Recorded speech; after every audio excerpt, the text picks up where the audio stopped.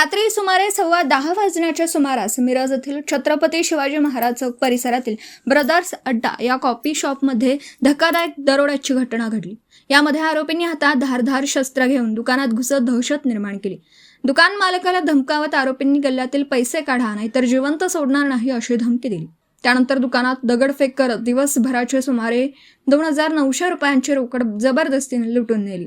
या घटनेमुळे परिसरात भीतीचं वातावरण निर्माण झालं। या प्रकरणी मिरज शहर पोलीस ठाण्यात गुन्हा दाखल करण्यात आला। गुन्ह्याचं गांभीर्य लक्षात घेऊन पोलीस अधीक्षक संदीप घुगे, अपर पोलीस अधीक्षक कल्पना बारावकर आणि उपविभागीय पोलीस अधिकारी प्रणिल गिल्डा यांच्या मार्गदर्शनाखाली तपास सुरू करण्यात आला। पोलीस निरीक्षक किरण चौगुले यांच्या नेतृत्वाखालील पथकाने तात्काळ कारवाई करत आरोपींचा शोध घेतला। यामध्ये आरोपी ओंकार साळुंखे आणि आकाश फोंडे यांना काही तासातच ताब्यात घेण्यात आलं, तर तिसरा आरोपी सौरभ पोद्दार यास 2 दिवसात अटक करण्यात आली। पोलिसांनी आरोपींकडून गुन्ह्यात वापरण्यात आलेली मोटारसायकल, 4 धारदार कोयते आणि 1,500 रुपये रोख रक्कम असा एकूण 61,900 रुपयांचा मुद्देमाल जप्त केला। या वेगवान कारवाईमुळे मिरज पोलिसांचं कौतुक होत असून परिसरात पुन्हा सुरक्षिततेची भावना निर्माण झाली।